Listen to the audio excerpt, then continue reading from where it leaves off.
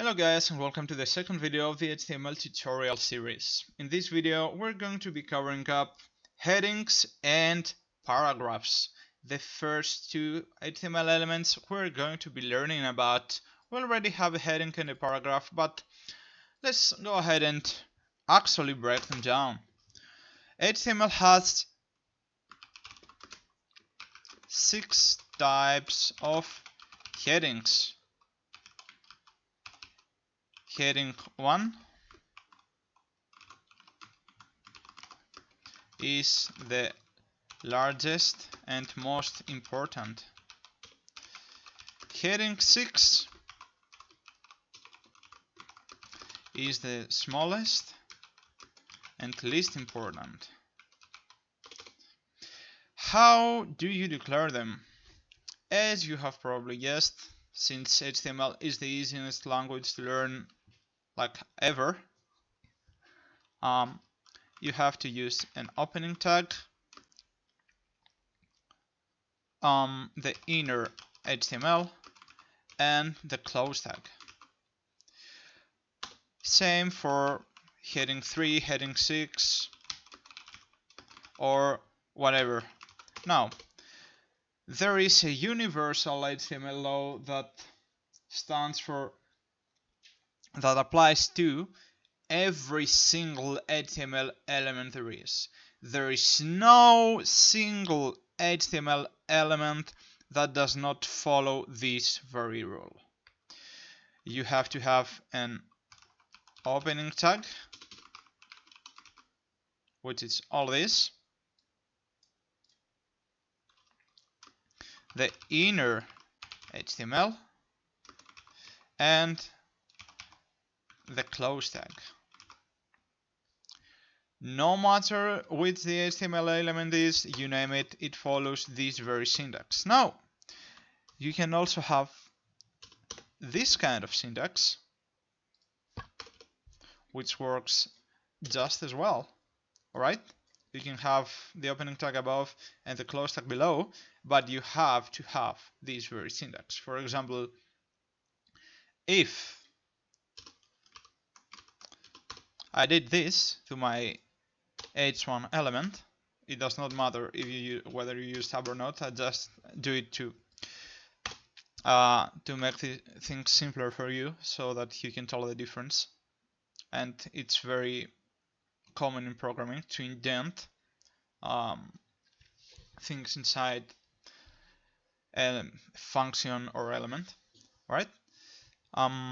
No matter if I have it this way or this way, it will work, and we're gonna be seeing that in a moment. Just remember that an HTML element consists of the opening tag, the inner HTML, or the content, if you will, and the close tag. So I'm going to delete all this. Just remember there are 6 types of headings, and I'm going to go up,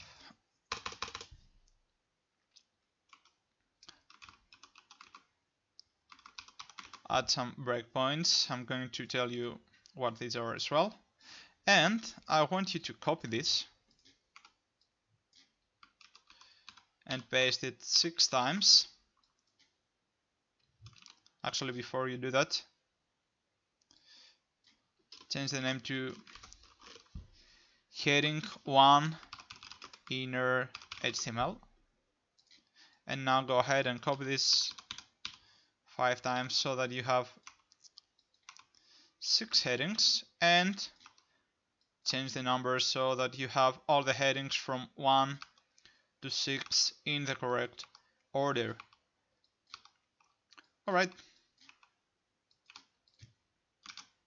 I think I'm doing it slowly enough so that you can follow up, but if it's too fast for you, if you're just starting up, just pause the video, type everything in, and then unpause it.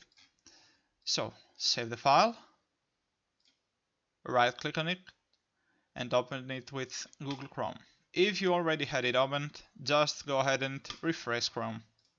if I make any changes and save them and refresh, the changes are going to be displayed. So let me delete that again and refresh. What we can see here is the difference between each and every one of the headings in HTML. The heading 1 is the largest and the most important. The heading 1 is the most important thing in a web page. For example, if you have, let's say you have a news website like BBC or whatever, you name it. You, in every article, you want the title of the article to be marked up as a heading 1. For example, let's say that some USA states banned abortions, which happened recently as of May 2019. If I save it, it is going to be displayed as plain text. It is not marked up, and I want to mark it up. So I'm going to use an h1 opening tag and an h1 close tag. I'm going to save and refresh. Now it is displayed in the exact same way as this one because I have both of them marked up. This is what markup is. Marking up where an element starts and where it ends. Alright, this is what markup means. Marking up stuff where actually text and displaying on the browser. So we got 6 types of headings. Let's say we want to do something like Business Insider does, add some basic info about the article. We're going to be learning about images 2 lessons later, I guess, something like that. But for now, let's go ahead and create some bullet points. We're going to be using heading 4. Many women protested against the new laws. Let me save it and check what happens. And also delete this.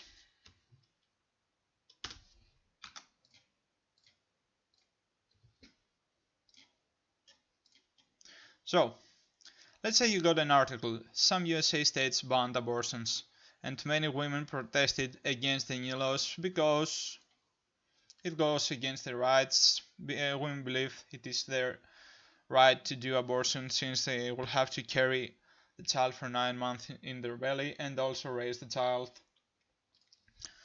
Alright, so this is the title. We're telling the search engines like Google that what we're talking about, and in an H4 we're adding some more info that Google can read and tell whether it should be displayed on the top of the search results or in the very bottom. So now let's go ahead and add some text.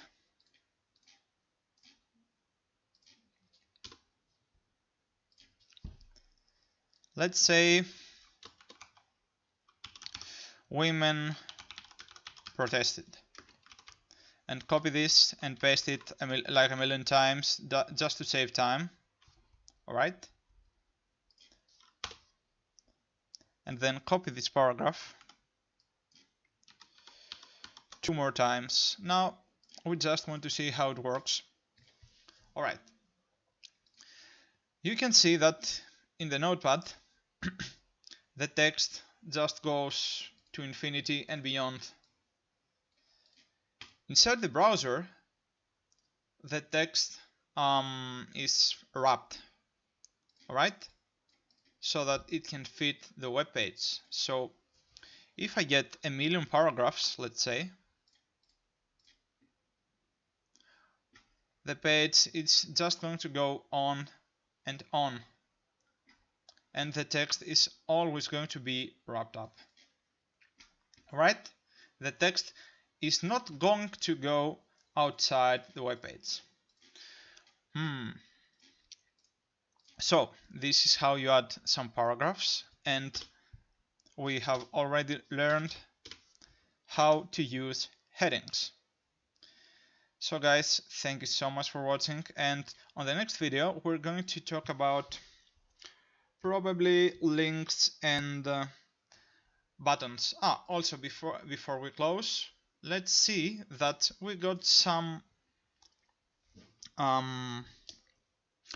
we got a little gap between each paragraph automatically without having to add a page break. Now, before we close, let's talk about page breaks. Let's say I had no page breaks here, right?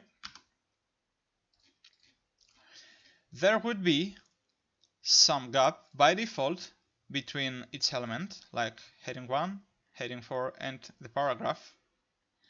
But say we want some more space, right? We want some more space for an advertisement or whatever. We can go here and add an element that has no content, which is the break element, the page break. Just type BR inside brackets and save it, and you're gonna get some more space. You can see it right here. You can add as many as you want, and you will get the respectful amount of space, as you can see. So now we got page breaks, we got headings, we got paragraphs, and we can move on to links and buttons on the next video. So thank you guys so much for watching, and see you on the next one.